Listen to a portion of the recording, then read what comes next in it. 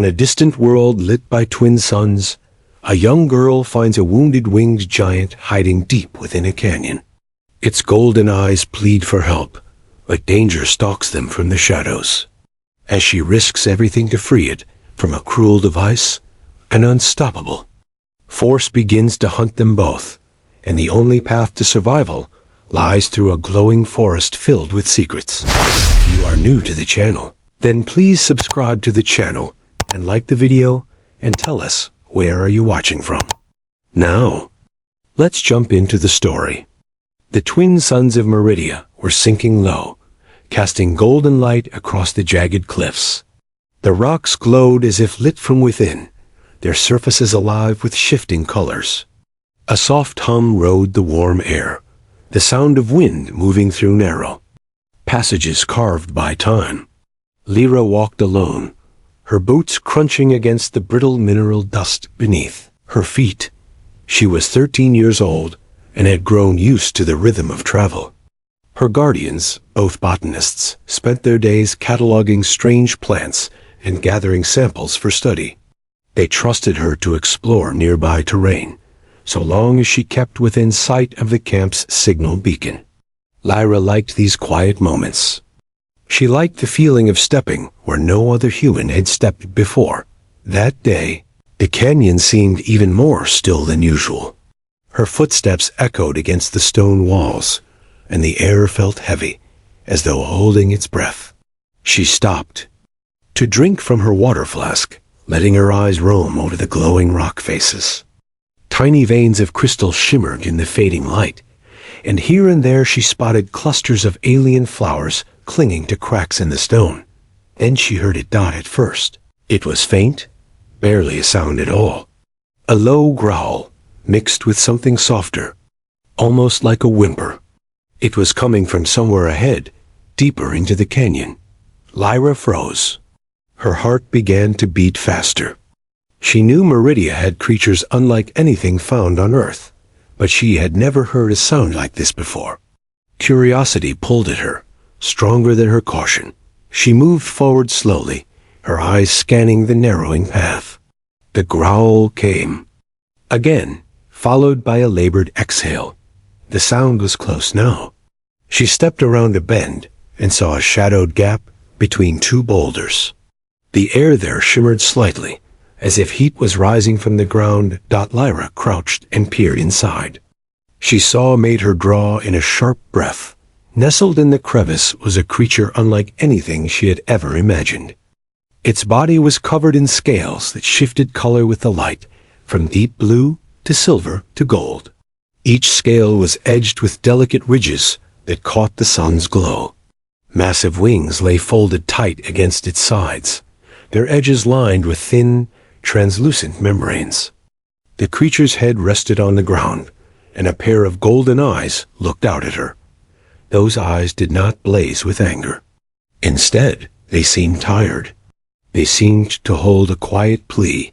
Lyra's gaze dropped to its mouth, lodged deep in the corner. Of its jaw was a jagged shard of black crystal. A thin trail of dark fluid marked the wound, glinting faintly as it caught the light. The creature's breathing was uneven, each exhale carrying a soft rumble that spoke of pain. She stayed where she was, afraid to get closer, yet unwilling to turn away. She had read enough about wild creatures to know that even a wounded one could be dangerous. But something in those eyes made it impossible for her to leave. Taking a slow breath, she stepped into the crevice. The walls on either side pressed close, and the ground was uneven under her feet. The creature's head lifted slightly as she approached, its gaze fixed on her every move. "Easy," she said softly, though her voice trembled. "I'm not here to hurt you." Her words seemed to calm the air between them. The creature did not retreat. It only watched. Lyra stopped a few steps away and studied the shard. It looked unnatural. The edges were too sharp, too deliberate, almost like it had been shaped by a hand rather than by nature. She wondered how it had ended up there, piercing the skin so deeply. Slowly, she reached out her hand. The creature's breath warmed her fingers as they hovered near its face. She could feel the faint vibration of its chest with every breath. It took her fingertips, brushed the edge of one scale. The texture surprised her, not cold and hard, but warm and faintly smooth beneath the ridges. The creature flinched, but did not pull away. "You're hurt," she whispered. "Let me see." The golden eyes blinked once, slow and deliberate. As though weighing her intent, Lyra stepped closer until she could kneel beside its head. The shard gleamed dark against the pale scales of its jaw. She noticed a faint hum from it, a strange vibration that seemed out of place. Her hands itched to pull it free, but she knew she needed to be careful. Any wrong move might hurt it more, and she doubted it would tolerate that. She sat there for a moment, meeting its gaze. The wind outside the crevice shifted, carrying the scent of warm stone and distant storms. Lyra's heart pounded in her chest. She felt the moment tightening around her, the air thick with suspense. In the back of her mind, questions crowded together. What was this creature? Where had it come from? And why did she feel, in some strange way, that their paths were meant to cross? The creature let out a slow exhale, its eyes softening just slightly. The sound was less a growl, now, and more a quiet sigh. Lyra took it as a sign. She adjusted her position, her knees pressing into the dusty stone floor. Her hand hovered over the shard, close enough to feel its unnatural coldness against her skin. She knew this was just the beginning of something far bigger than herself. And in that narrow canyon, with the sun sinking low and shadows growing long, Lyra made a silent promise she would not leave this creature to suffer alone. The air inside the crevice felt heavy, almost as if it carried the weight of the creature's pain. Lyra knelt close enough now to hear its breathing more clearly. Each inhale was deep but uneven, followed by a faint rumble that seemed to echo in its chest. Her eyes stayed fixed on the shard of black crystal lodged in the corner of its jaw. It did not belong there. It did not look like any mineral she had seen on MERID. Her hand trembled as she reached for it. The creature's gaze followed her every move, golden eyes narrowing slightly. She paused, lowering her voice to a whisper. "I'm going to help you." The sound of her own words calmed her heartbeat, even as fear pressed at the edges of her thoughts. She let her fingertips rest on the scales near the wound. They were warm and smooth, each ridge catching the light in faint glimmers. She could feel the life beneath them, a steady pulse of a heart beating strong despite the pain. The creature flinched, but did not pull away. Taking a breath, Lyra wrapped her fingers around the shard. It was colder than stone, almost icy, and it seemed to vibrate faintly against her skin. She tightened her grip and pulled. The shard resisted, its twisted edges snagging on the scales. She pulled harder. In one sudden movement, it came free. The creature roared, a sound so loud it seemed to shake the canyon walls. Dust rained down from the rocks above, and the echo rolled through the valley beyond. Lyra stumbled back, the shard still clutched in her hand. It was heavier than she expected, its surface covered in strange markings that glowed faintly before fading. The creature rose to its full height inside the crevice. Its wings snapped open, the translucent membranes catching the dim light and scattering it in ripples of gold and silver. For a moment, Lyra's heart froze. She thought it might strike, but a DIDN single quotes D. Instead, the creature lowered its head till its snout was level with her. Its golden eyes locked on hers, steady and unblinking. The rumble in its chest softened, turning into a sound that felt almost like a deep purr. Lyra single quotes as fear began to fade. She stepped closer, and with slow care, placed her hand where the shard had been. The wound was no longer bleeding. A faint scar traced the spot, but the skin beneath was warm and strong. The creature leaned gently into her touch, its eyes half closing, as if in relief. She glanced at the shard in her other hand. Something about it felt wrong. It seemed to hum quietly, as though holding energy that had no place in the living world. She slipped it into her pocket, deciding she would study it later. The creature shifted, lowering its massive body closer to the ground. Then, to her surprise, it crouched in a way that formed a natural step up its side. Lyra blinked, realizing it was offering her a place on its back. For a moment, she hesitated. She thought about her guardians back at camp, about the rules they had set, about the dangers of trusting something so large and powerful. But the pull in her chest was stronger than her doubt. She stepped forward, gripping the edges of its scales, and climbed onto its back. The texture was rough beneath her hands, each scale fitting like a piece of ancient armor. The creature waited until she had settled before spreading its wings wide.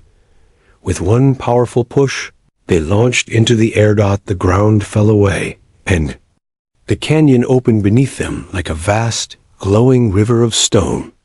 The wind rushed past her face, carrying the scent of warm minerals and distant rain.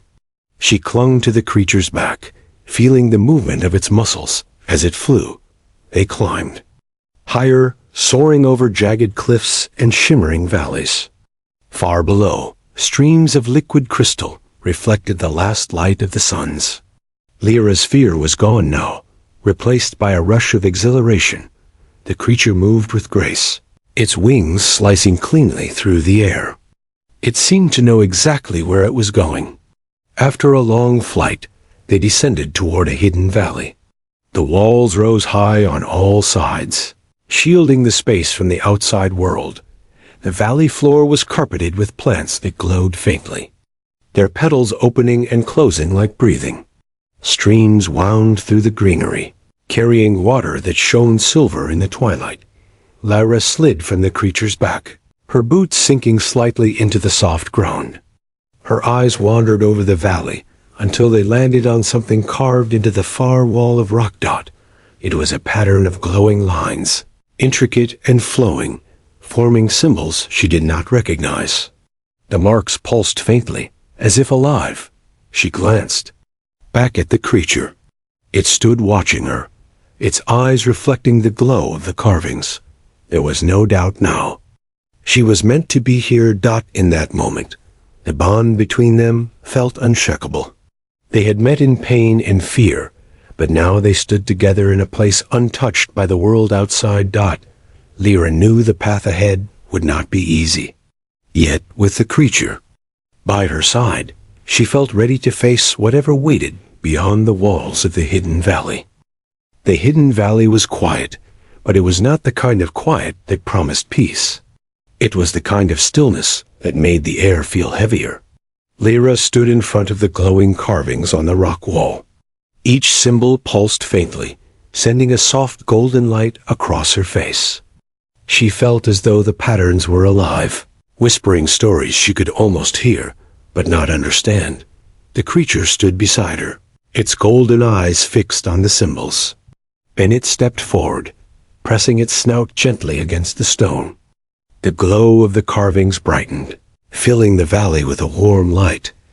Lyra's breath caught as a strange sensation rushed through her mind. Images began to form, quick and vivid.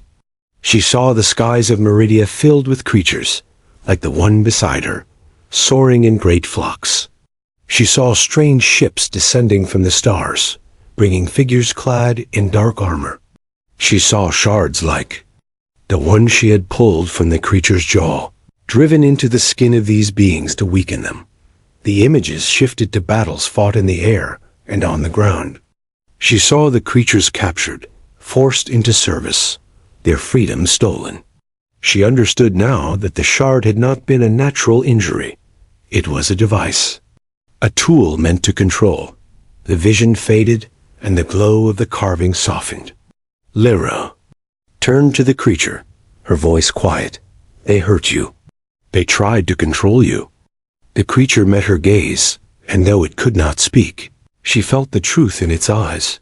Then a sound broke the silence. A sharp crack echoed through the valley, followed by the scrape of boots against stone. Lyra spun toward the cliffs and saw figures descending from above. Their armor was smooth and metallic, their faces hidden behind dark visors. They moved with the precision of trained soldiers. The creature's body tensed, its wings lifting slightly, as if preparing to shield her. First soldier landed on the valley floor. His voice carried through a device in his helmet, cold and without emotion. Step away from the specimen. It is the property of the Horizon Order. Unauthorized contact is a violation. Lyra's pulse quickened. She had heard of the Horizon.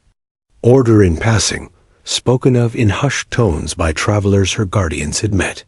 They were known for claiming entire worlds, stripping them of resources, and enslaving native life forms. Her voice shook, but she forced herself to speak. This creature is not your property. It's alive. It's free.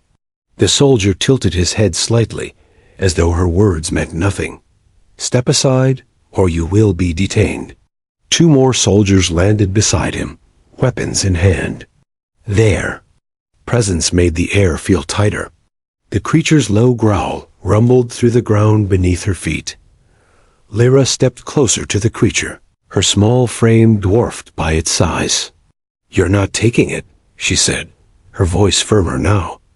Soldier lifted a compact device from his belt. It unfolded into a claw-like tool, its edges sparking faintly with blue light. "You have 3 seconds to comply," he said. The creature's growl deepened. It took a step forward, placing itself directly between Lyra and the soldiers. Leader raised a hand, signaling his squad to move in. 2 soldiers advanced, their boots crunching against the glowing moss dot. Then the valley erupted with sound. The creature roared, the force of it rattling the stone walls. The soldiers staggered back, momentarily stunned by the power of its voice. Lyra knew this was her chance. She scrambled up the side of the creature, gripping its scales until she was seated securely on its back. "Go," she urged. The creature launched into the air with a powerful beat of its wings. The valley floor dropped away beneath them. Behind them, bursts of blue energy lit the air as the soldiers fired their weapons. Lyra ducked low against the creature's back as they climbed higher. The wind stung her cheeks, and the rush of air filled her ears. She thought for a moment. They had escaped, but then a deep mechanical hum reached her from below. She glanced back and saw it, a massive ship rising from the canyon shadows. Its sleek black surface caught the light of the setting suns, and its engines glowed bright. The ship angled upward, following their path. The creature banked sharply, weaving through the narrow spaces between towering cliffs. The ship stayed close, its weapons firing in bursts that lit the canyon walls. Lyra's grip tightened. Her heart pounded as she searched the landscape ahead for anything that could help them. There, in the distance, she saw it, a dense forest of tall, glowing trees. Their branches twisted together high above the ground, forming a canopy that shimmered like glass dot. She leaned forward and pointed. "There. Take us there." The creature seemed to understand. It angled downward, heading straight for the forest. The ship followed, engines roaring, but the canopy was too thick for it to enter. The creature slipped beneath the glowing branches, the light filtering through in shifting patterns. The forest swallowed them whole, hiding them from the ship above. The sounds of pursuit faded, replaced by the steady rhythm of the creature's breathing. Lyra exhaled slowly, her body relaxing for the first time since the soldiers had appeared. But in her mind, the tension remained. She knew the Horizon Order would not give up so easily. They had found them once. They could find them again. Still, for now, they were safe. The forest was their shield, and the bond between her and the creature was stronger than ever.